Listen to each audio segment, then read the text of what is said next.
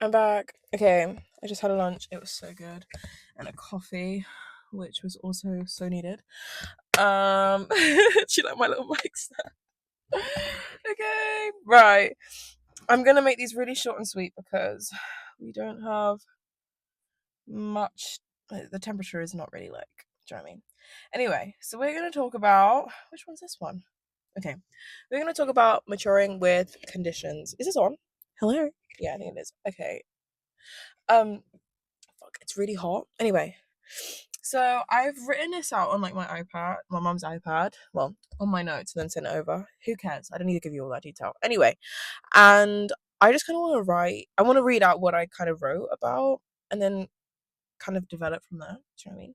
So this episode is called Maturing with Conditions. So, we're going to cover a few things this episode: maturing with conditions, navigating life as an adult, seen as a kid, and just general parenting traits that need to be discussed. Whether it be changed in another edition. I don't know what I was trying to say there. Let me cut that out. Okay.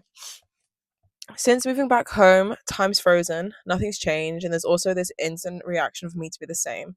You almost comply with this intangible law of how the family dynamic should be or is, and your place in that is already set up. Your family is your first experience in a social construct, so it's habitual, it's ritual. When you leave home, you almost are on this search to find something new, something different, rather. Experience, different people and their lives, their makeup, their outlook on life. You just gravitate towards. You're free to be whoever you want to be. You get to decide that, and it's like a complete refresh and almost a relief. I really found myself, though gradual, through living for myself. It's so freeing. Then I moved back home. 3 years are so brushed under the carpet as if it's hardly a space to really learn about yourself and about others, experience and become into your own. When parents rehabilitate a space you once called home and was your space to explore and seek refuge, it's honestly harder to grow with them. And it's funny because whether they've talked about the experiences of their young adulthood, it's been life altering or something that's really taught them a valuable lesson. So, what's so different with mine? What makes my story less significant? I guess it takes time for parents, I suppose, to recognize that their kids are no longer kids. Like, there's been times in conversation where I've spoken on something so knowledgeable or something I'm so passionate about, and they look at me as if I'm too young to understand or are surprised I know about that. But I'm not too young. If anything, this is a common conversation amongst my friends in micro dosages with you now. And there's also this generational divide occasionally where they make out that Gen Zs are lazy. What the fuck are you on about? I'm not even going to bother getting into that, but it's so ironic. It's a chain of the same parenting that they're so bugged by that they inevitably continue on with their children. And they're at a place where it's like they're not going to change now. It's in their makeup and something they don't see an issue with.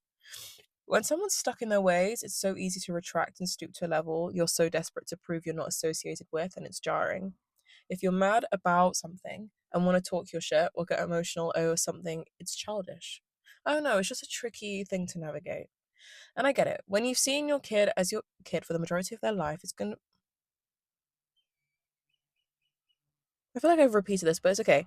And I get it. When you see your kids as your kid for the majority of their life, it's going to be hard to really adapt and accept that they're growing into their own, and that own is without them. Whether it's a power dynamic that they feel is at risk or just genuinely holding on to the memory of the child they once had, it's still stunting that growth, not only for your child, but in the relationship you have with your kids. And it's so funny because I've not really changed so drastically. They've been a witness to that natural development, and therefore there shouldn't be this grief for someone that's never been lost. We're constantly growing and changing and learning and moving with time, and there's never been a pause with that at all. So what makes you feel entitled to expect that of your kids when it's completely against human nature? Though I'm not a parent, we're all experiencing life for the first time, but I'm fortunate to have a role model to reflect on with their parenting. My mum really forced herself to trust me. At times she was worried that I would do wrong by her, or rather by me, but the trust for me can't speak for others. Wait, but the trust for me can't speak for her deepened because I was seen as mature enough to hold my own and also put in more effort to be good and safe because my mum trusted me enough and I didn't want to break that. I feel like it's such a healthier relationship because of that. I'm not living for myself and feeling guilty or anxious about what my mother thinks. I feel like I can enjoy myself, so I can could sorry. I feel like I can enjoy myself because I look forward to telling her all about it and always want to be good and responsible for her. It just comes from a different place. But it can be quite conflicting if parents aren't on the same page when it comes to setting boundaries and building that trust, and two extremes makes this maturing with conditions phase a little bit difficult. I don't know. In the hybrid relationship I have with home, I'm really trying to battle that dynamic. Where I was once out doing what I want without the responsibility or worry of getting home and letting them know, etc. It's a really strange position, especially when it's not ideal. But I get it though. I'm not completely wanting them to not care about me or where I am, because I'm their kid and living in a house with them. You want to make sure the people within it are safe always. It's just all a bit skewed, I suppose. I just feel it's a shame to miss out as the parent in telling your kids or reassuring your kids about every stage in their life because you're always ahead, sorry, of them in that way. I honestly felt so humbled and a bit of a burden since being home unemployed looking for a job. But just having a parent telling me they get it and relay their feelings and struggles with this stage and being just honest is so comforting. And honestly, since being home, it's had me thinking about how I'd want to be as a parent in the future. I'll always continue I'll continue this conversation next time on passenger seat. Oh, let me not shut it off. Sorry. I feel like that's all good. Okay, sorry. It's fucking hot. It's hot in here. I don't get it. Anyway. Um, but yeah, okay. I just kind of want to build up on what I was just kind of saying. Apologies for all of the stuttering. But sorry, I'm laughing. But I all I can say is like everything of course is correct. I just it's so interesting to me how some people don't want to grow, don't want to learn, don't want to adapt. When I don't get how you can live a life stuck in the same way. No one, no one reacts to that well.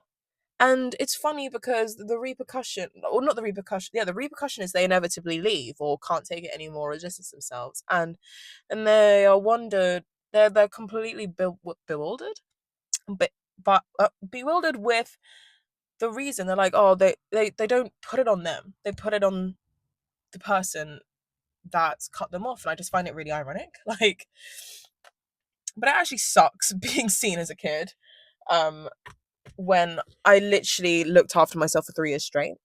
You know what I mean? Like, I lived by myself for 3 years. I cooked, I cleaned, I got myself everywhere, resolved situations, I evolved. What are you getting out from stunting that? You're just pissing me off, if anything. So maybe I don't need to add any more. I feel like that thought is just a good thought to kind of give you guys and see what you think. Um, but like I said, nearing the end of that, I feel like it really has given me some perspective on how I'd like to parent my kids, whether I'd want kids. And I feel like that conversation isn't had enough before people have kids, I think. Or like I just think like that conversation could have been had with my parents before they had me. Um, like winging it can only take you so far. And that's in every example. That's in any scenario. Like the amount of times I've just been like, oh, I'm just winging life. I don't really know what I'm doing. I do to some degree, and if something's not working out, I do something about it. And I really struggle to understand what people don't get about that simple fucking quality. Um, but yeah, I just think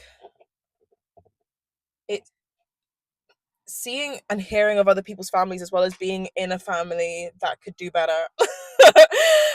It really does give me a really interesting perspective of what I do not want. I want to be really respected by my partner. And I'll talk about that in another one. I feel like it was going to be called Your Standards Aren't Too High.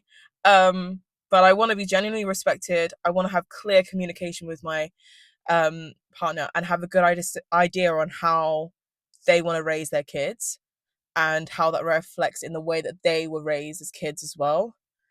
Um,